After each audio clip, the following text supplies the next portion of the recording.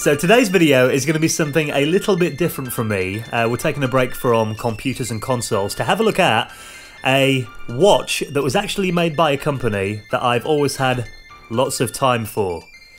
Yeah, sorry, that was dreadful.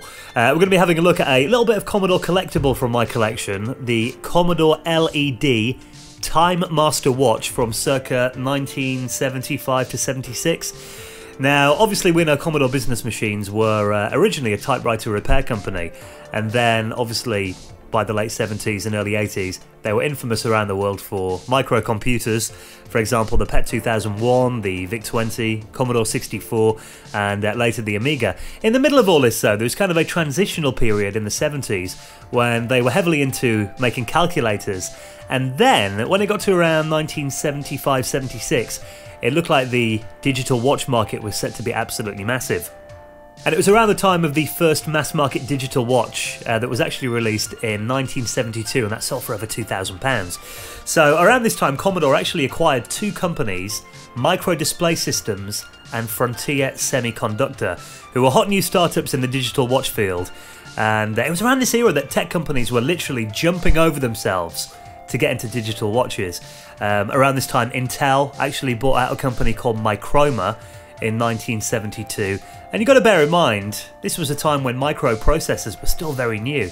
HP actually took advantage of the microprocessors' calculation capabilities and introduced the world's first calculator watch, the HP-01, in 1977.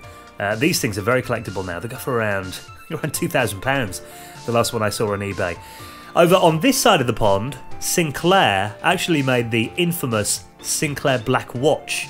Now, like lots of Sinclair products from this era, like the ZX80 and the ZX81, it actually came in a kit form that you could assemble yourself.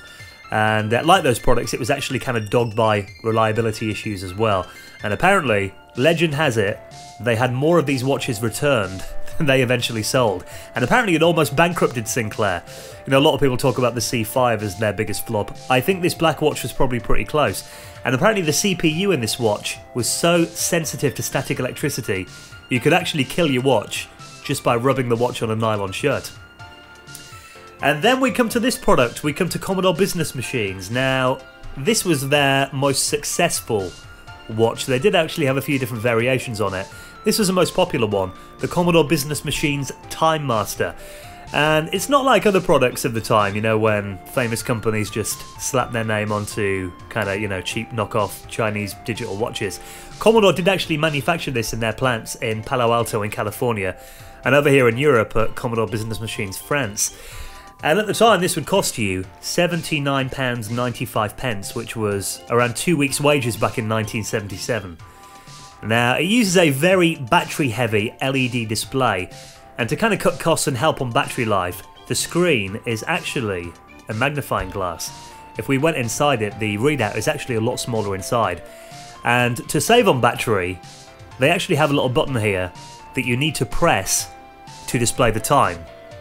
Now, this does mean if you're left-handed, it can be a little bit awkward because your hand tends to cover the screen when you're pressing the button. Now, some of the functions of this watch, it's got 5 functions: hour, minute, month, day, and seconds. It comes with this stainless steel bracelet that, to be fair, does feel a little bit light and cheap by today's standards. The back of it is a stainless steel back that we can see is imprinted with the Commodore legend and the place of manufacturing on there as well. And I mentioned the magnifying lens, and the watch in here is actually pretty good. It only loses 15 seconds per month, so it's pretty accurate. Now, you can actually still buy these watches from some places as new old stock, and there's been a bit of discussion on some of the forums as to whether these watches that you'll find on, you know, LED watch websites or eBay at the moment are real, or are they actually fake knockoffs? Because they sell from anywhere from £100 to about £300, depending on the seller and, you know, the phase of the moon and all that.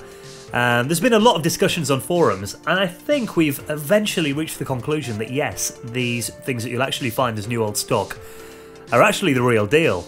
Now, for the evidence of this, we need to kind of trace it back a little bit. We've compared lots of pictures and, you know, looked at adverts from the time, and really it kind of boils down to the fact that the bottom did completely drop out of the LED watch market in around 1977, so we're talking about a year after this product came out.